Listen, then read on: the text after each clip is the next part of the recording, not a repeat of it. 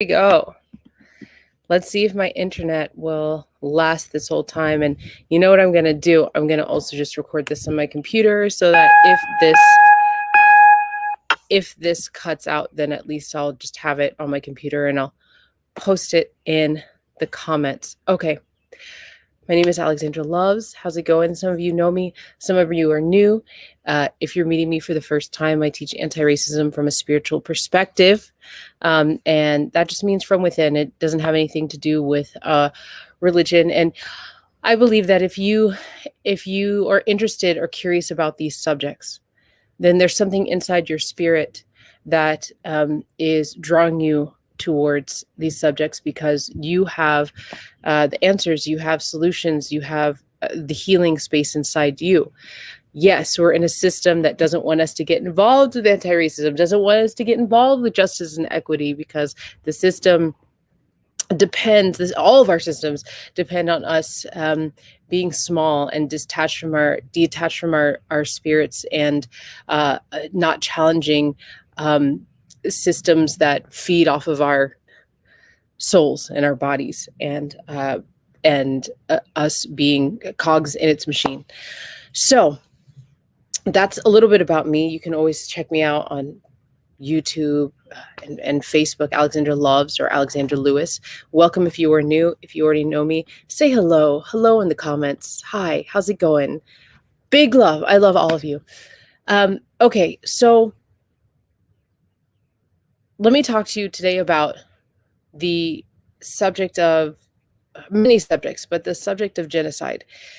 A couple weeks ago, or about a week ago, I was, I make a lot of videos. I do a lot of work online, and the spring and the summer tend to be really busy for me. So I try to take care of myself. Hello. I can't, just says Facebook user, so I don't know who you are, but hello, welcome. I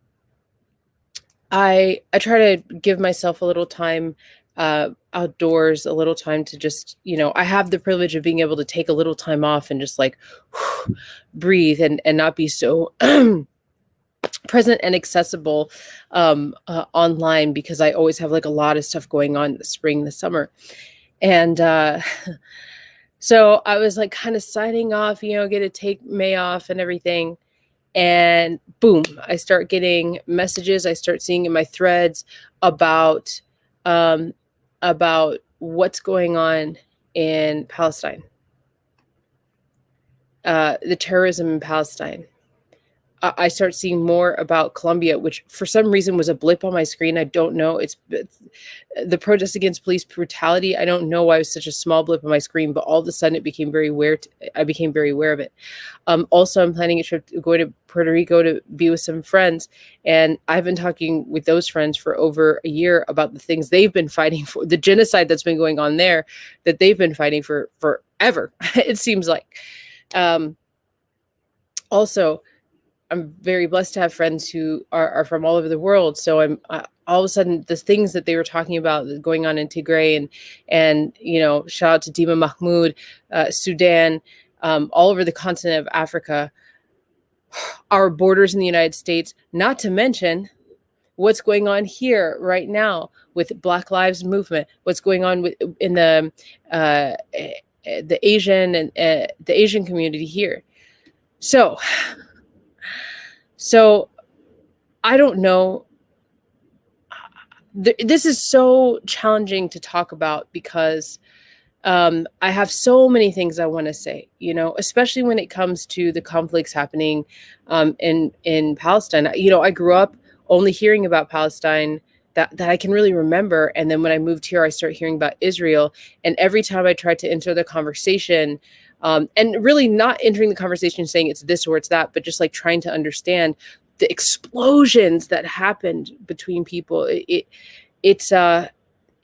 reminds me a lot of the explosions that happened between when we're talking about, Black lives here in the United States. It's just it became very clear to me that whatever the degree is, whether it's people being bombed on a holy day and going through ethnic cleansing, that's very clearly documented. You can see it happening. It's videoed. We can see it, right?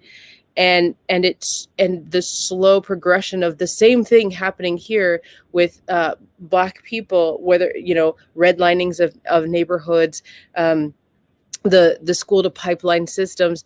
It's all connected, and it all comes from the same nasty evil beast. We can call it racism. We can call, I was just on the phone with somebody the other day. I can't remember who I was talking to, because I have such awesome people in my communities I'm talking to, but we were talking about how this is just a monster of a different name, and it eats people, and it eats souls, and it destroys families, and it separates people from who they really are. uh, so today I wanted to, somebody says, I love these feeds. The truth will be seen. Yes, the truth will be seen. So today I wanted to come to you and talk to you about, deliver just this truth that you may or may not know. And I think that a lot of us will agree with this on some level. And then I want to just talk about 7 quick things. I'm going to go off my notes, because really this could be like a 3-hour video, but I don't want to make it that long. Okay. The first thing is, you can't undo genocide. Now, if you're interested in understanding genocide, if you don't understand in this moment what's going on, why ethnic cleansing that's going on in Palestine is ethnic cleansing, if you don't understand why the things that we're experiencing around race, especially in the Black community, isn't genocide, okay, or what we're doing at our border walls isn't genocide. If you don't understand why people are saying things like ethnic cleansing and genocide, I did put in the link in the post where you can go look up the definitions of genocide from the UN itself. Okay. So this is the first thing. You cannot undo genocide. It can't be undone. Ask any tribe that is native to the land that you're sitting on. It cannot be undone. Okay, you can't undo ethnic cleansing. You can't rebalance it. You can't undo colonization, right? And famously, well, maybe you don't know. I don't know. One of the first things they did when the colonization happened in what are now the countries of West Africa is they took families and they said, a sister will live over here, a brother will live over here, the wife over here. We'll make people as far apart as we can. Then we'll put borders, and then we will demonize their spiritual practices and give them a religion. And then we had a whole bunch of missionaries go over there and reinforce it. That's colonization. You can't undo it. There's no amount of money. There's no amount of giving land back or artifacts back that have been stolen and sitting in museums. There's no way to undo it, which is why you hear all the time that we have to be active. We need all hands on deck. It has to be dismantled. It has to be stopped in its tracks before it continues, there's no end to it. So I was going to say before it ends. There's not really an end to genocide or ethnic cleansing. I guess the end would be if those people were completely wiped out, which has happened. I guess that's the end. But then, if you're like me and you're into the spiritual world and the ancestors, it never really ends, because then the curses come, which is what we're experiencing now. Right? We can talk all about that in another video. Okay. So, we need all hands on deck, and we need to, be active in whatever way it makes sense for us to be active. The point of me speaking to you and making these videos and trying to ignite you the best I can is that we have to be active. One of the issues we have, especially in our country, is this, and it's not just our country, but especially in this country, it seems like the more privilege that we end up with, the more that we are told that we are not connected, the more we tend to go, oh, that's over there. Those people are fixing it. Our government will handle it. Okay. The trust in our government is breathtakingly astounding to me, that our government has our best interest in mind. The government has proven over and over again, our government specifically here in the United States, that it doesn't love people. Our industry and a lot of our major industries that pull in a lot of money have shown us over and over again that they don't care about people. That's just talk. We have to be able to see the difference between talk and action. Okay, we have to be able to see that. Okay, so here's some points. 1, stay active and bring your community. Now, being active, okay, being active looks different for everybody. For some of us, it's protesting in the streets. For some of us, it's donating, being regular in our donations, and then letting people know, hey, come donate with me. For some of us, I have a huge platform. A lot of people listen to me. A lot of people text me. A lot of people email me. A lot of people come to my classes. So like I am constantly bringing you resources and asking people to get active with me, asking people to unlearn and learn. So my privilege is like people listen to me. So that's why, like, even on my vacation, I'm like, you guys, we have to talk about this, and my job, part of my job is of using my privilege of being heard, is I'm getting people to listen to things they might not listen to in other ways, if it's delivered in other ways. Okay. There's also other things I do. I have my own, fundraising and stuff like that, but this is just an example. Okay. There's a way for everybody to get active in one way or another. Help your family and your community unlearn and relearn history. Okay. Dive into the subjects that are scary. Look, when we're talking about Palestine, okay, that is a very that subject is so layered with so much death and murder and ethnic cleansing and government's blunders and deep stuff that goes far beyond like what we even see in biblical terms. I mean, it goes so far back, and yet what a great opportunity to engage with something that is that is what a challenge, what opportunity to learn how to engage with something that has that many layers of pain, right? What an opportunity we have as humanity to do something about it. And look, here's my second point. Understand that you might not ever understand the conflict, okay? And this is something I really want to hit home for everybody. When you're looking at something that has so many layers, okay, and is so, like, I was just watching the video Trevor Noah did talking about this. He said contentious. That's so contentious, and people are willing to, dox people over and murder people over and end longtime friendship and family connections over. There's this tendency, and I see this when we're talking about United States issues too. There's a tendency to be like, I don't know where to land. I don't know if I should pick a side. I don't know enough to say anything. That's like old news. Okay. If you find yourself saying those things or doing those things, I just can't engage because I don't know. I remember when there was we were voting what state, I can't remember which state I was living in, but allowing people in the LGBT gay marriage. At the time, we were calling it gay marriage, right? Which affects all of the LGBTQIA plus community.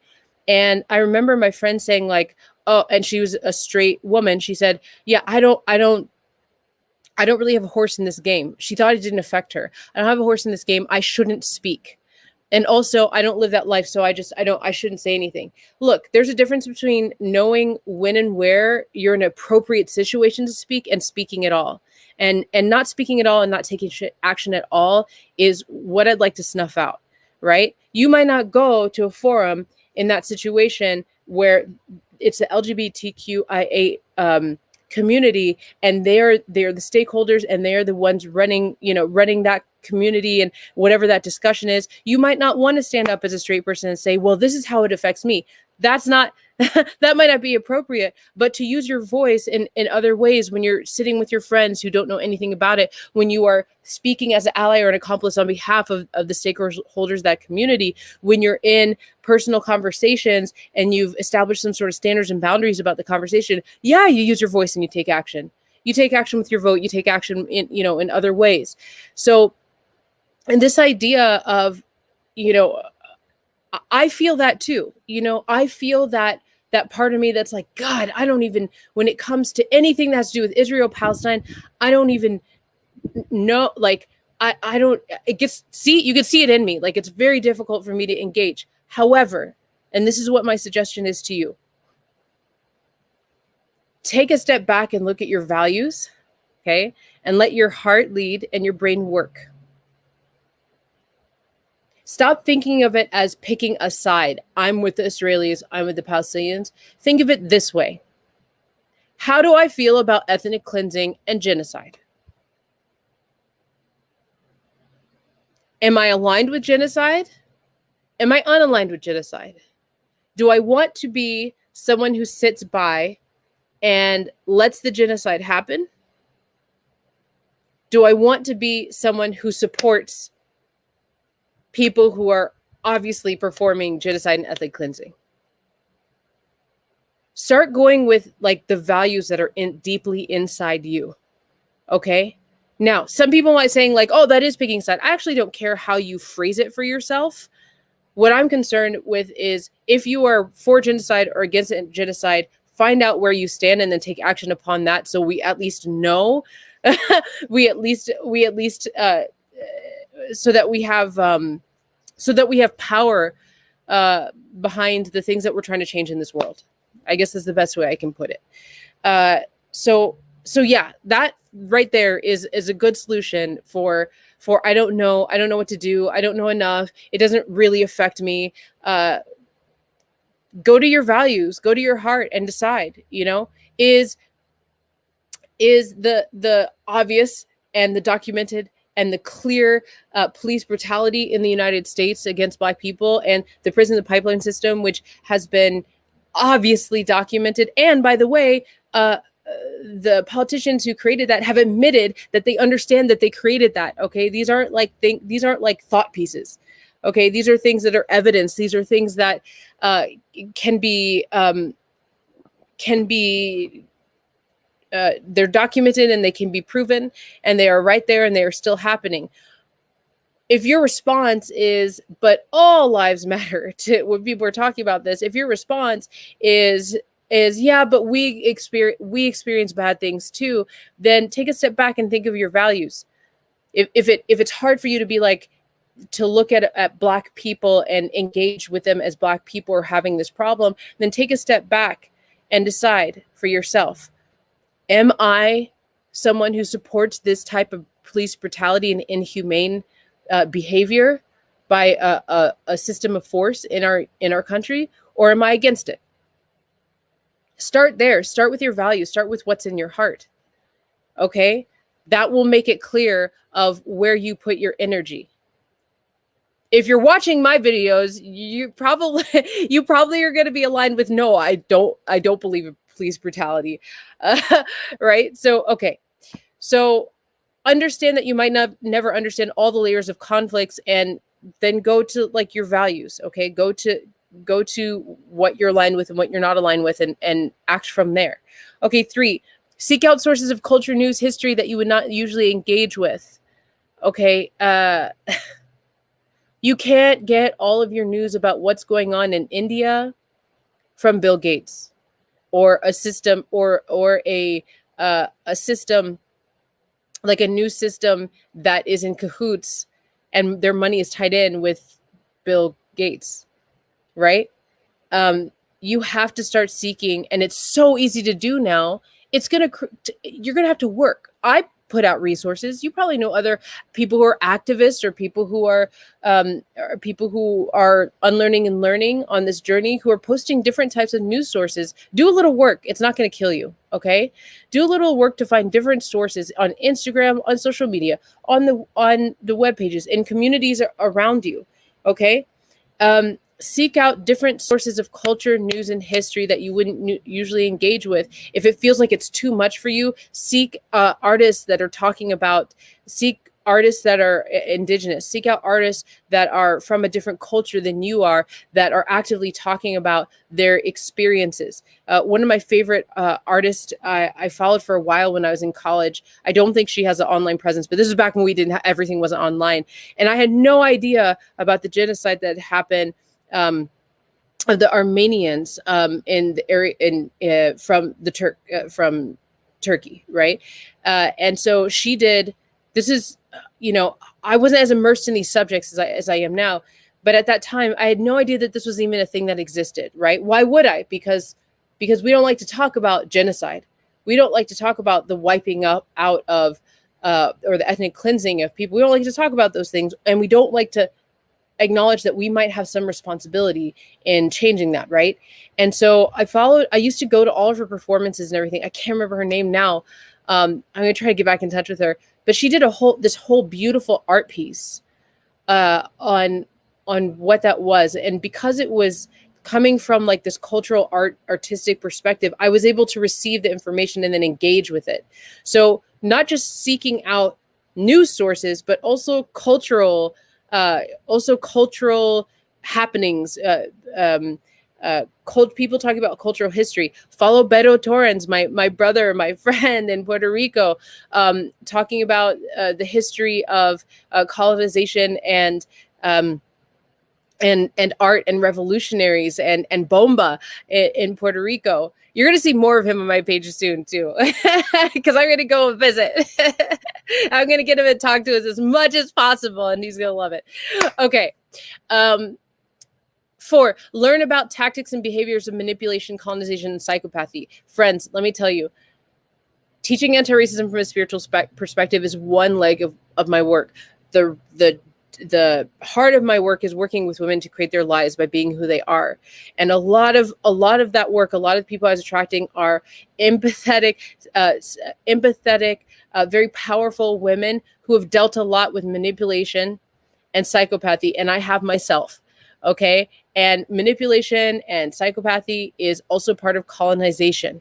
All right. And I'm not going to get deeply into all of that, but the tactics and behaviors of a person or system who's manipulative, who is colonizing, who's a psychopath, are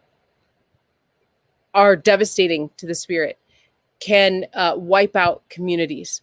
And colonization and psychopathy and manipulation are pillars of the system that we live in. They're pillars of most governmental systems that we have today. And so I want you to start looking up those terms and looking up the tactics and behaviors so that you can recognize them where they're happening. And guess what? They're in us too. So we sometimes have those. It doesn't make us a psychopath. It doesn't mean that we are a colonizer. It just means that those things were conditioned into us too. And so this is part of that self-work where you go inside and you say, okay, this is in me. I realize I gaslight. Maybe it's that. Or I have this person over here in this community that I'm following, and oh my God, they gaslight everybody. Okay, they're deflecting all the time. Their actions don't meet their words, and yet we give them all this praise. We've idolized these people.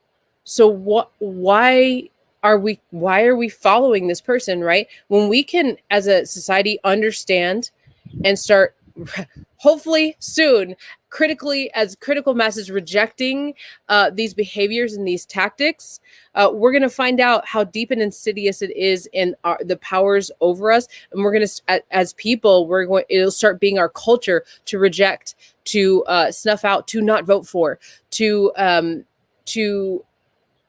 seek better options than those that have tactics and behaviors of manipulation, colonization, psychopathy. So please look those up and look at the tactics and behaviors and get familiar with them. Okay.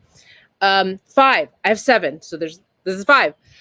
Somebody's saying, I've been looking at the comments. Yes, this is all about colonization. You're addressing what I wanted to say yesterday, but absolutely didn't have the bandwidth. Who are you, Facebook user? Because I can't see your name.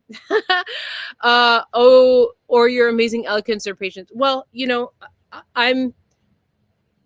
I watch a lot of people speak, and I try to follow a lot of people who do the same thing, where I'm just like, I don't know how to say this, and I see them say it, and then I bring it inside. So like, that's the other thing. When it comes to anti-racism, building equity, justice, and all that, diversify who you're following. I think I kind of said that before. Diversify who you're following and learn. I have so many amazing teachers. Okay. And also I try to share just from like my own process. This is like, I'm always sharing with you my own process and encourage you to figure out your own process, because I can sit here and tell you what to do.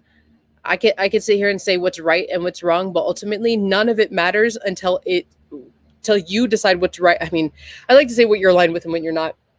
It doesn't matter until you have it locked into your own spirit. And you're fueling yourself, and the seed of your actions and what you're doing comes from inside you. Okay. Somebody's saying, Julie. Oh, Julie. Hi. How's it going? Hi. Okay.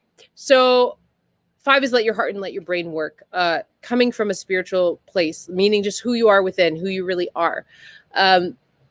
All of these systems seek to just create us to be versions of what it wants us to be cogs in the machine, to serve some sort of greater good that really does not have our greater good in mind. So what I see a lot, especially in activism, is a lot of people who are afraid to do something, and then when they do something, they find the loudest, meanest person, or they get attached to ideas and concepts that are absolute and have no flexibility, and then they become like sheep, just it doesn't matter if they're being abused. It doesn't matter like if they in their heart they disagree with what somebody is saying, but I have to follow them. This is the idol of this movement or whatever. You got to be able to lead from your heart and let your brain work. Okay, because I've seen many movements that had great intentions, but then they get destroyed because the people running them or the ideas running them are actually abusive or unflexible or not able to evolve, because people are so stuck to the way things are, because there's no room for mistakes or error, right?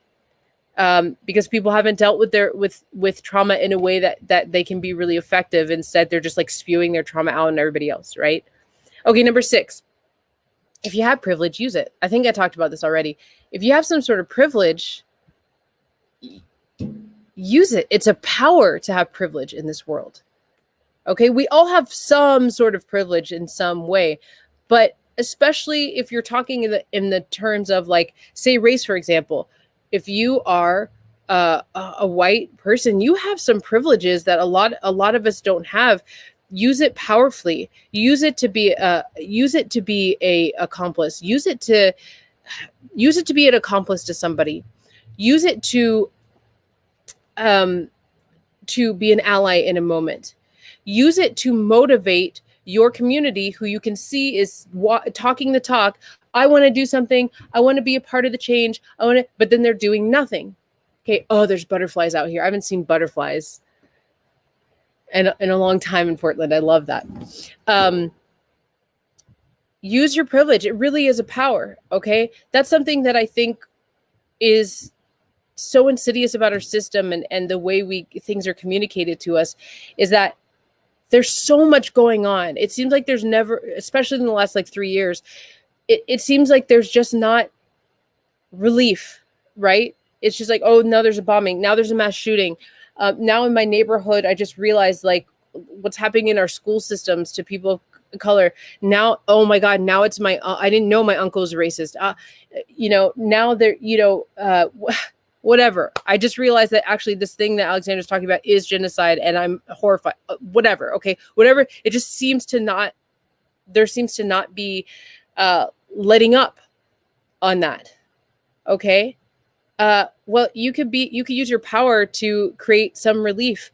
Use your power to get other people involved, because when all that pressure comes, people just start going, nope, I can't deal with it. I can't deal with it. I can't deal with it. I'm just gonna sit in my house. I'm not gonna look. I'm gonna put on these goggles. I'm so afraid of this pressure that I'm actually gonna start defending genocide. I'm actually gonna start defending government forces that are actually shutting me down and eating my children's souls. I'm actually going to start fighting and start attacking the people who are talking about the things I'm afraid of talking about. Right? You've seen it happen. It might have even happened to you. So the point is to get people active in whatever way they can. If you got to take a break, just make sure you take a break with the intention to come back, right? To whatever your work is, and creating equity and justice and anti-racism, being an ally and accomplice, right? So there's a lot of people who either are following you.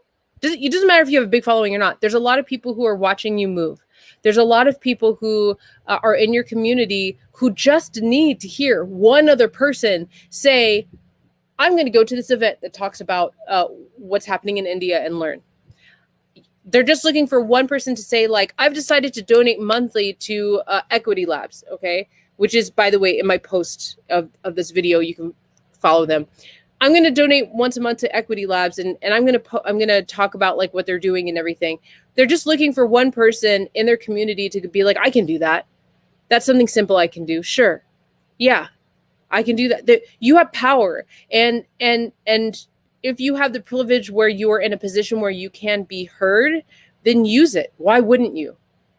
You know, You're going to make mistakes. We're all going to make mistakes. I make mistakes. We're all going to make mistakes. Okay. 7, open to the truth that all is connected. Water rights.